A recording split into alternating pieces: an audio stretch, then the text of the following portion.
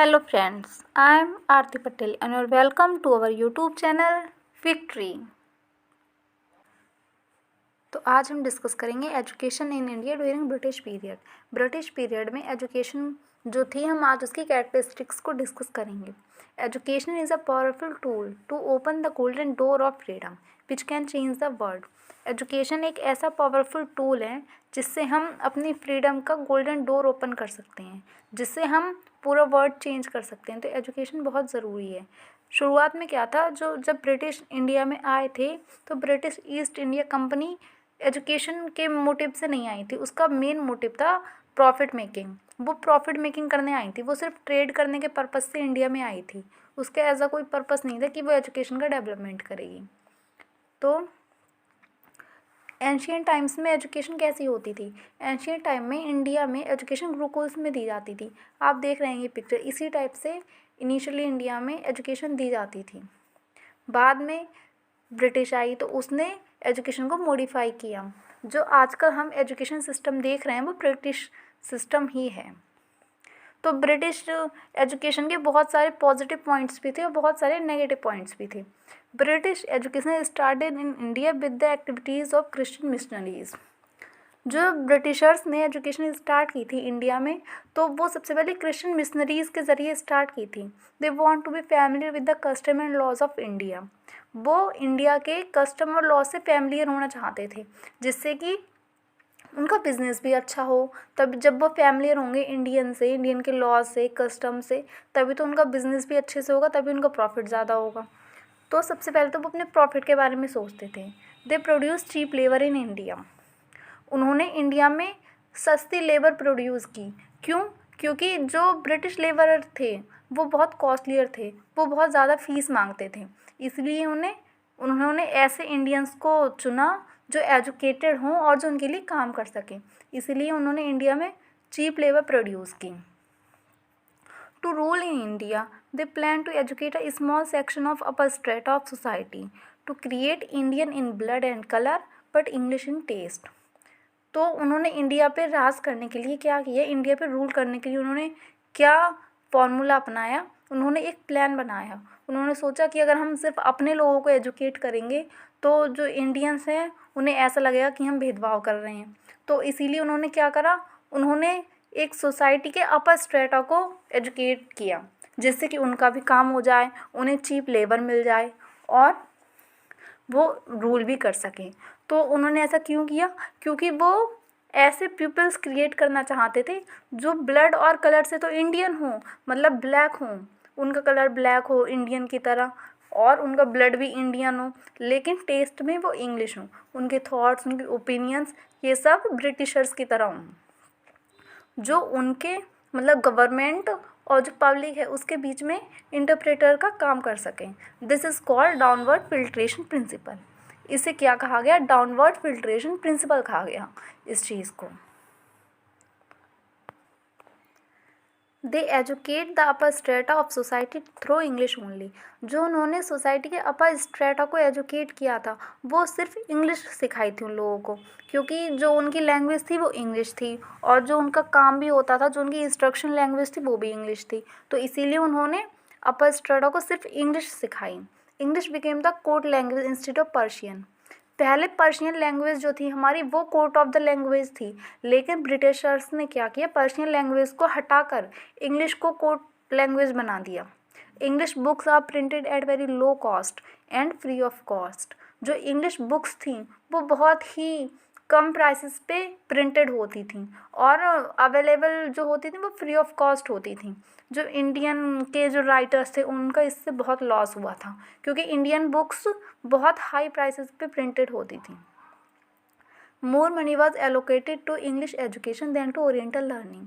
ज़्यादा से ज़्यादा मनी ब्रिटिशर्स ने क्या किया, इंग्लिश एजुकेशन पे एलोकेट कर दी। ओरिएंटल लर्निंग को उन्होंने बहुत कम मनी उस पर एलोकेट की और ओरिएंटल लर्निंग को उन्होंने ज़्यादा वैल्यू भी नहीं दी, वो सिर्फ इंग्लिश एजुकेशन को ज़्यादा वैल्यू देते थे। अब आप सोच रहे होंगे ओरिएंटल लर्निंग क्या है, तो हम ये भी देख लेते हैं। जो लोग थे वो दो हिस्सों में डिवाइड हो गए थे ब्रिटिश पीरियड में। एक थे ओरिएंटलिस्ट और एक थे एंग्लिसिस्ट। ओरिएंटलिस्ट कौन थे? who favored Sanskrit and Persia as the medium of instruction are called orientalist. मतलब जो संस्कृत और पर्शिया को फेवर करते थे, जो ये चाहते थे कि इंस्ट्रक्शन की लैंग्वेज संस्कृत और पर्शिया हो, वो ओरिएंटलिस्ट थे। और जो एंग्लिसिस्ट थे वो फेवर करते थे इंग्लिश को, वो लोग चाहते थे कि इंस्ट्रक्शन की लैंग्वेज इंग्लिश हो। बहुत सारे ब्रिटिशर्स ऐसे भी थे जो अपनी संस्कृत को अच्छा मानते थे, जिन्होंने यहाँ पर आकर संस्कृत पर्शिया ये लैंग्वेज सीखी भी थी और इसमें मास्टरी भी हासिल की थी। बहुत सारे उन्होंने कॉलेजेस भी खोले थे, इसलिए कलकत्ता में 3 कॉलेज खोले गए थे संस्कृत के लिए। तो the Britishers wanted to Indian to become Christians, adopt Christian ideas and values. Britishers चाहते थे कि जो इंडियंस हैं वो क्रिश्चियन बन जाएं, वो क्रिश्चियन आइडियाज़ और वैल्यूज़ को अडॉप्ट कर लें ताकि वो उनकी तरह सोचें।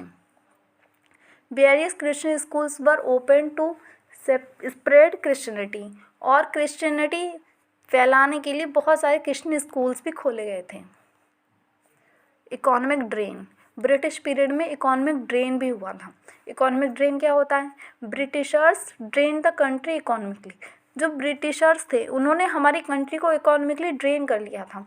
उन्होंने हमारी कंट्री की जो वेल्थ थी उसे बिल्कुल खाली कर दिया था। हमारी कंट्री को पहले सोने की चिड़िया कहा जाता था, लेकिन जब से ब्रिटिशर्स आए थे तब से हमारी कंट्री की वेल्थ बहुत कम हो गई थी।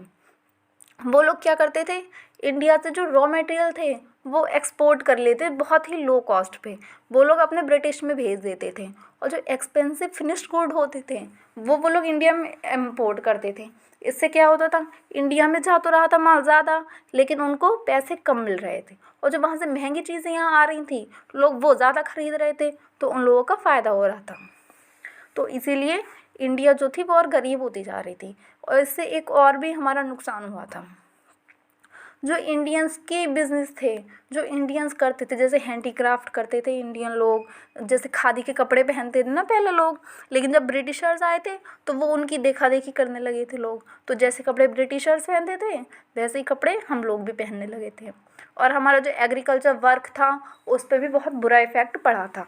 इन लोगों ने क्या किया था, खेत तो हमारे होते थे लेकिन ये लोग नील की खेती करवाते थे, तो एक तो उससे हमारी फील्ड भी ख़राब होती थी और फिर उतने पैसे भी नहीं मिलते थे, क्योंकि ये लोग हम पे मतलब कर्ज पे कर्ज चढ़ाते रहते थे। तो इसलिए लैंडिंग का काम भी करते थे, तो इसलिए इंडिया को बहुत नुकसान हुआ था। उन्होंने हमारी कंट्री को इन और आउटसाइड दोनों तरीके से वीकन बना दिया था, दोनों तरीके से कमज़ोर कर दिया था। क्योंकि कुछ लोग ब्रिटिशर्स की साइड हो गए थे तो आपस में लोगों में फूट भी पड़ गई थी कि कुछ लोग मतलब आपस में ही लड़ रहे थे, और इकोनॉमिकली तो हम लोग वीकन हो ही चुके थे। और इन लोगों ने क्या किया था, हमारी कंट्री को वीक बना दिया था, क्योंकि ये लोग जानते थे कि जो इंडियंस हैं उनको अपने हेरिटेज बहुत प्राउड फील है, तो इन्होंने हमारी हेरिटेज को भी मिटा दिया था। हमारी हेरिटेज जो हमारे ट्रेडिशनल वेज थे उन सबको इन लोगों ने चेंज कर दिया था। कुछ लोग अच्छे भी थे जो इंडियन हेरिटेज को सपोर्ट करते थे, उन लोगों ने एंशियंट टेक्स्ट को डिस्कवर किया था। They believe that by discovering the ancient text and understanding their meanings not only Britishers benefit but also it will help the Indians to rediscover their heritage and understand their glorious past. वो लोग ये विश्वास करते थे कि जो ancient text हैं India के उन्हें डिस्कवर करने का या फिर उनके मीनिंग्स को समझने का सिर्फ ब्रिटिशर्स को ही फ़ायदा नहीं है, इंडियंस को भी फ़ायदा है। हम लोग अपने एंशियंट टेक्स्ट को समझकर अपने हेरिटेज को समझ सकते हैं, अपने हमारा जो ग्लोरियस पास्ट है उसे समझ सकते हैं। Indian education in British rule include both positive and negative thoughts. जो इंडियन एजुकेशन थी ब्रिटिश पीरियड के टाइम पे, तो उसके पॉजिटिव और नेगेटिव दोनों थॉट्स और दोनों इन्फ्लुएंस हैं हमारी सोसाइटी पर। तो आज की वीडियो यहीं तक। Thank you and have a nice day. Please subscribe my channel and like my video. Thank you.